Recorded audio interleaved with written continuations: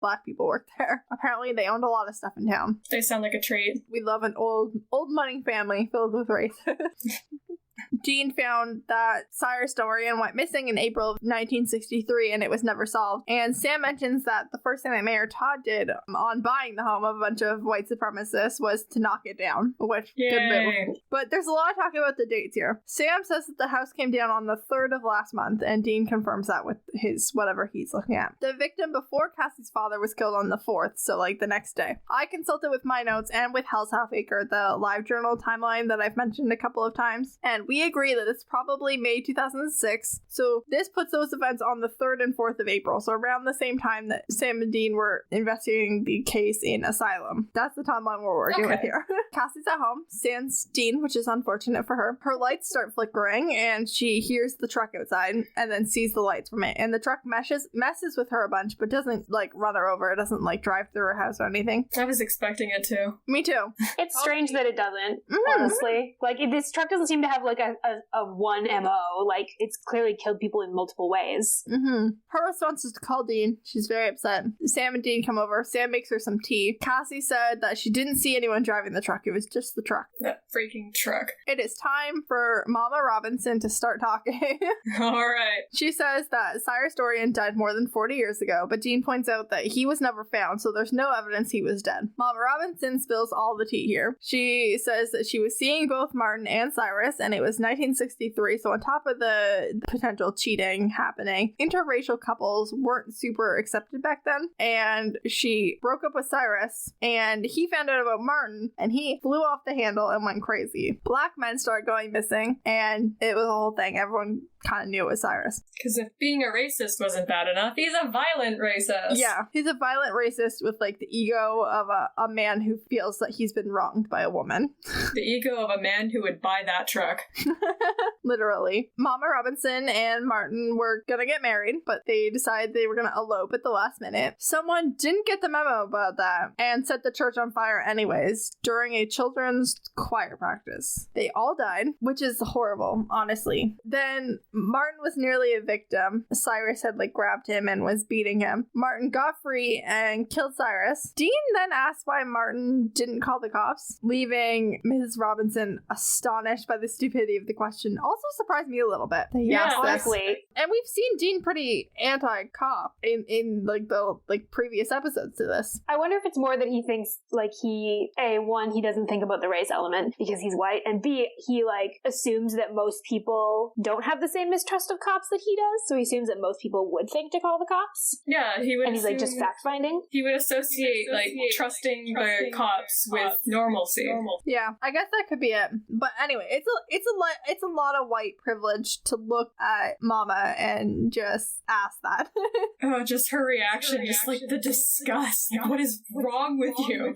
What Martin did when he didn't call the cops was call his friends Clayton and Jimmy, and they rolled Cyrus's truck and body into a swamp and kept it a secret for the last 40 years. I do have to take back some of what I said earlier about Mayor Todd, because I was pretty mad that Mayor Todd was giving them, like, an account of how the collision went down. Because I'm like, how would Mayor Todd know anything? Like, mayors aren't qualified to know anything about vehicles and collisions. Mayor Todd used to be a deputy back in the day before he was mayor, so he probably dealt with a few collisions in his time. That makes sense. I jumped the gun. I was very critical. He did have some experience. But don't worry, you're good enough to admit when you're wrong. Mama Robinson explains that Mayor Todd was the one who was investigating Cyrus's disappearance, and he knew what Martin had done, but he also knew what Cyrus had done, so he let Martin go on and live his life. She finishes this entire story by saying that there's no one left to protect because everyone from that story was dead, and Dean says, no, Cassie's still here and she needs protection. Also, I imagine that Mama herself probably still needs protection. I'm sure that the truck isn't going to exclude her from this rage. Yeah, I'll probably get to her last. This whole interaction is such a horrible story. Like, Martin and Mama Robinson just have had to live with the fact that these kids were all horribly killed because they wanted to get married. Imagine living with that for like 20 years. Yeah, that's a lot.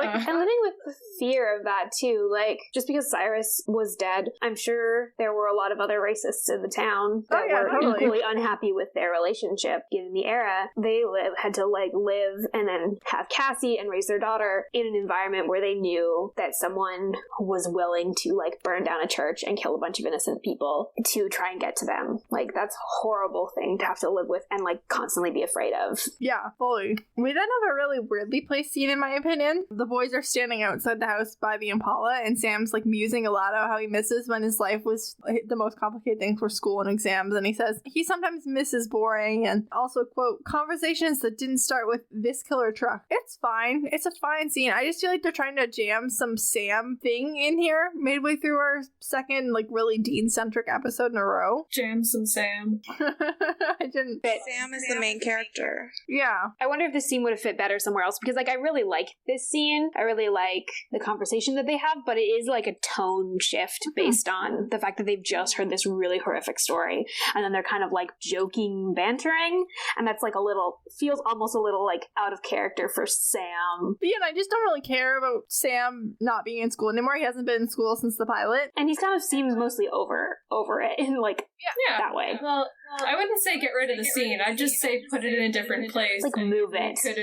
We could have just like gotten into the fight with the ghost a little sooner and kind of kept that gravity. Yeah, just because, like we had Faith and then this episode, which are really Dean-centric, and then our next episode is Nightmare, which is more Sam-centric. So it just felt like they were trying to like stick a Sam plot device in here. They're trying to remind us of like, remember what Sam's given up, because that's so much of this. Yeah. They gotta keep building to like the confrontations with John later on. Yeah, that's true. But yeah, I just was like, we've got dozens of other episodes. We can stick with Dean being the main person for one more.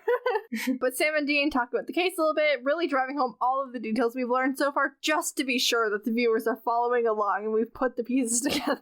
I don't know why they felt that they had to re-explain everything to us. I don't know, it kind of helps with me. I lose track of things. I just felt like they were really like being like, did you get everything that we said? And I don't know, I just don't like to be talked down to. Sam mentions that construction can sometimes disturb spirits and mentions a theater in Illinois. I gave that a go just for fun, and I think that it's a reference to the Oriental Theater in Chicago, once the Iroquois Theater, which was supposed to be absolutely fireproof. It was like a Titanic situation where they're like, fireproof, and then it was not fireproof.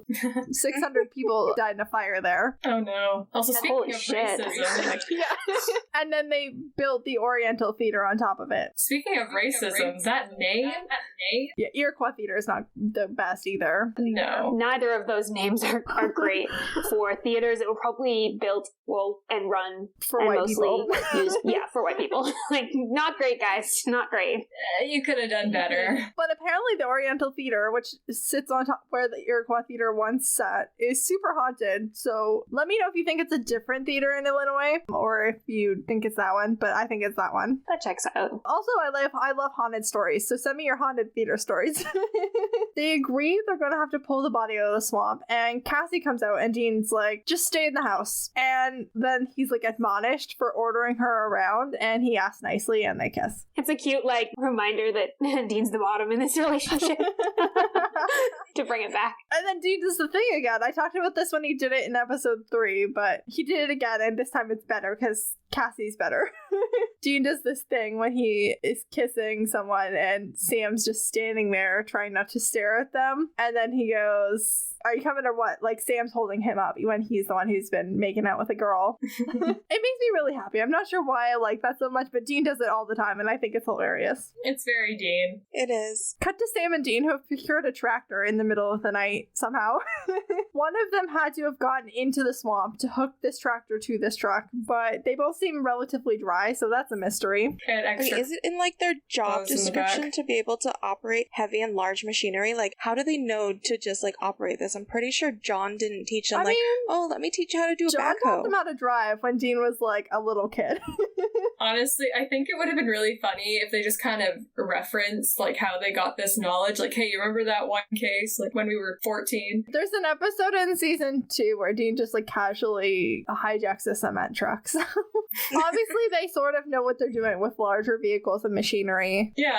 I don't know, with the kind of lives they've lived, I think it makes sense that they have, like, a lot of really random knowledge about how to operate heavy machinery. I think it would be funny if they were screwing it up. I also think it's, like, entirely possible that they don't know how to do some of this stuff, but they just sort of wing it, and it happens to work out a lot of the time because they've done enough similar stuff. Like, once you've done enough crazy shit, you're just kind of like, I could probably do that. Your bravado gets you through. There's that big ego again for men.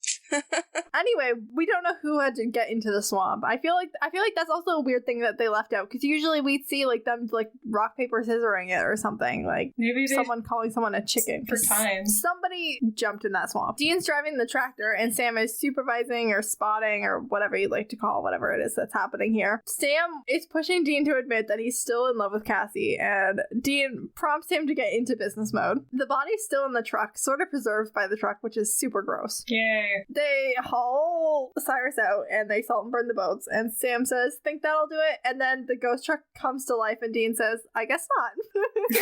Which is amazing. Just this menacing revving behind them. This entire conversation is funny. Sam is doing the polar opposite of a whisper. Jared is yelling his lines. I don't know what the direction was on this scene, but Jared is yelling. Panic. He's gotta yell over the truck, the really loud truck. But the truck probably wasn't really there when they were filming. No, that's true. Well, maybe that was the direction. Yeah. Yell over the truck.